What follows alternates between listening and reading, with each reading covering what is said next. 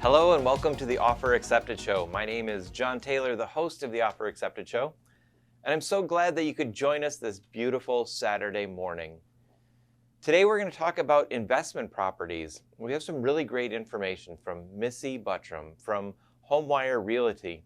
Today she's going to share what the market looks like and what opportunities are out there that you can take advantage of in this market. There are still opportunities, even though it is a seller's market. Things are starting to shift where people are unloading some of those properties because the different moratoriums have ended, and it gives us opportunities to buy properties that aren't in distress, but people just can't afford to keep anymore. So there's a lot of great information coming from Missy from HomeWire Realty. And HomeWire Realty is the sponsor of this show.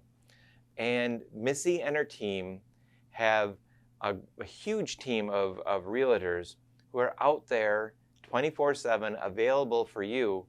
So when you have to make that offer in this highly energetic market, they're there.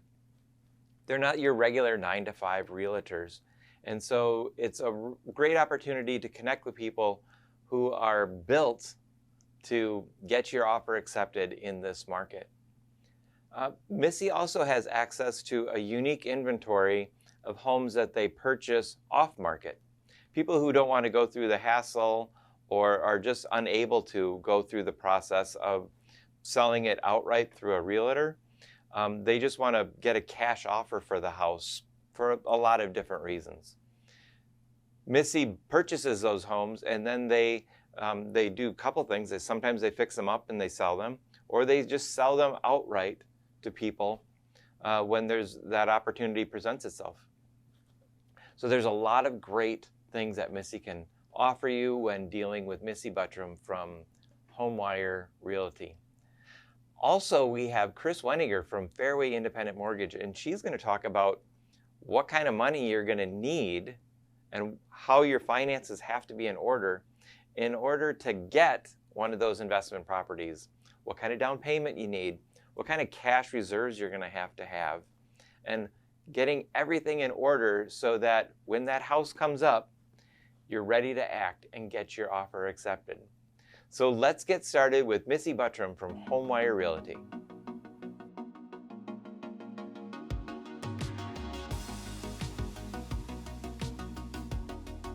The housing market affects the rental market, and today we're going to speak with Missy from HomeWire Realty to discuss exactly how that's happening. So what are the effects of the growing prices of buying homes and housing on rentals? The effect of the busy market is increasing rent prices right now.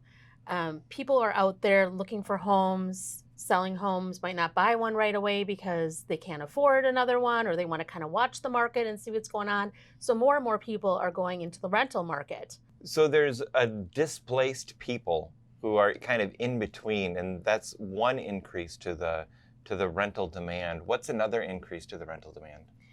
Well, the prices of homes going up. Condos, single family homes, the prices are going up. People might not want to buy right now. Also, the investors buying those duplexes and multifamilies, those prices are going up. So those investors need to cover their costs. Mm-hmm. What other factors grow and drive demand for rental property?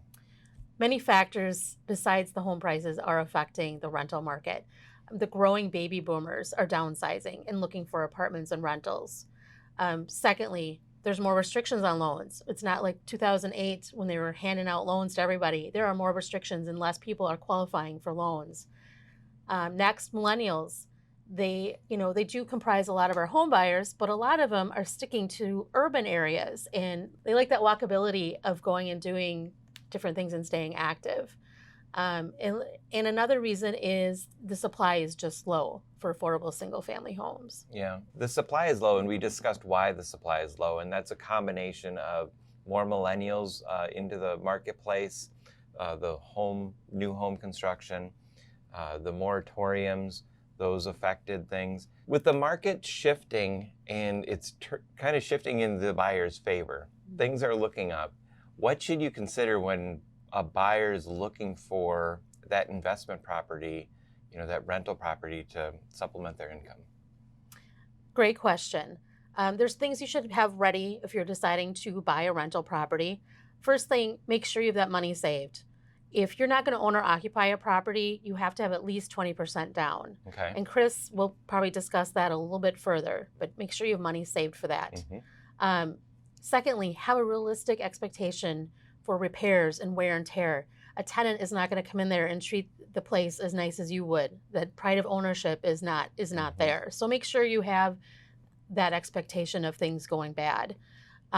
Before you purchase a property, just like a single family home for yourself, make sure you're doing that home inspection. See what's wrong, see what's coming up, what things are going to need maintenance or replacement.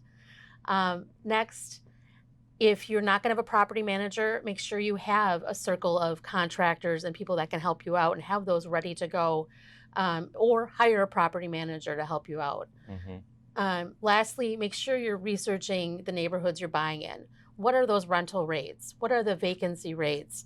And that's where a great buyer's agent comes in and can help you with those things. And make sure that purchase price makes sense. Is there a rule like how much rent you should be getting compared to the purchase price? Yes, there is. And we've talked about that in past episodes, that 1% rule. So let's say you're buying a rental property for $100,000. Make sure the rents are at least at $1,000 or more. Thank you so much for stopping by. Once again, Missy Buttram from HomeWire Realty. You can reach her at the information below. And we look forward to seeing you next week, Missy. Sounds great. Thanks, Jon.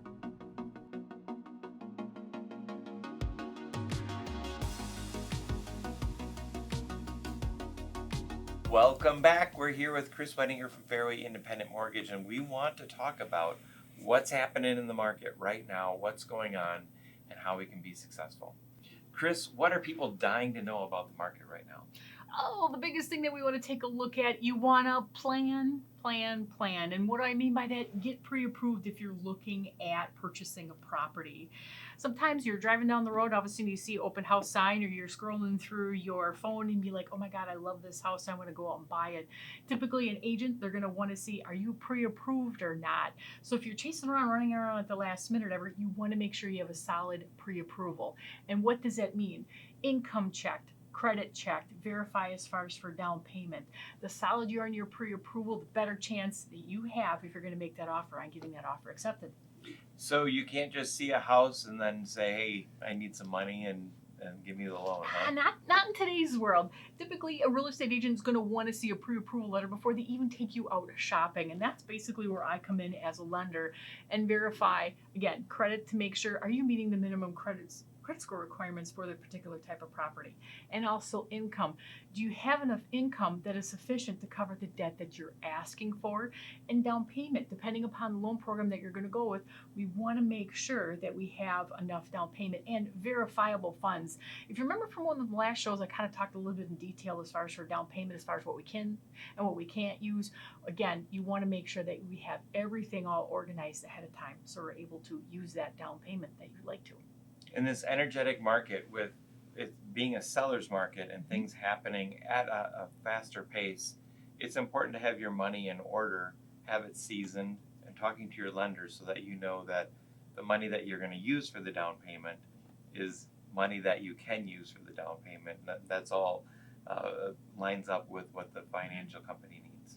Exactly. So again, if you can get started on ahead of time, and we like to say get your ducks in a row, for lack of better words. I know it's kind of a cheesy way of saying it, but really in reality, if you know the exact purchase price range that you want to be in, and that's going to give you a payment range of between here and here, and that your comfort level in, and that you're approved for that range, that's going to be huge when it comes time to you making that best offer possible. We want you to be successful in getting your offer accepted. Are rental prices affecting money? Are they affecting the market? Are they affecting everything that's going on right now? So the market, typically, that's going to be, as far as on the purchase price, that's going to be the market itself kind of dictating as far as where prices are. But what we have been seeing as far as for rental prices or payments for rents going anywhere 7 to 14% per year. And the future is looking that it will increase. Now, the one thing as far as for renting versus owning, when you own a house, if you get into a fixed rate, your payment is going to be pretty much the same. Again, with a wide variety of if your property taxes or homeowners insurance increase. Whereas the rentals, for instance, that those are always going to be increasing every year. Mm-hmm. So. And the market's going to dictate what you pay each month. So it's a good time to buy a house if you're renting, because you need to invest in your future. Speaking of the future, let's break out the crystal ball. What is the future of the interest rates? What's going to happen? And that's what everybody wants to know. Do I have to buy right now, or can I wait?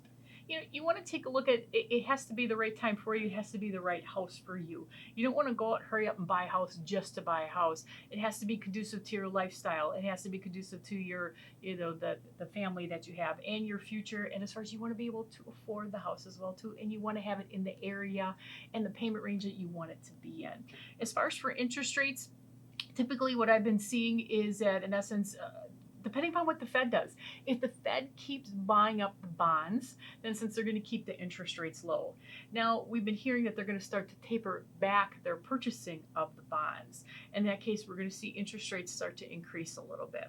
They're also taking a look at what's going on in unemployment.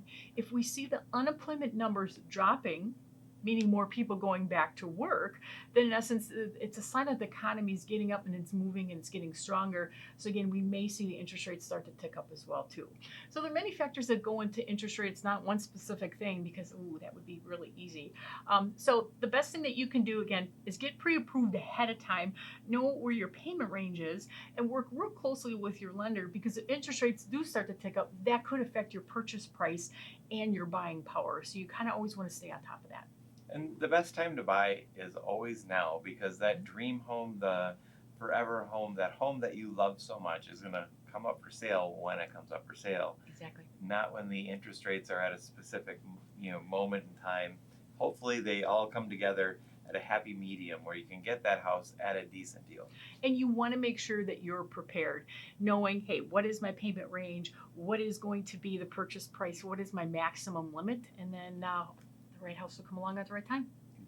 Be prepared, get your team on your side, and make sure that you have everybody lined up and your team set, so when that home comes up, you can get your offer accepted.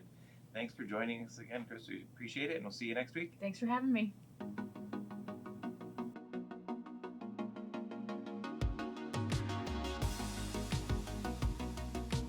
As you can see, there's still an opportunity for you to get an investment property in this market.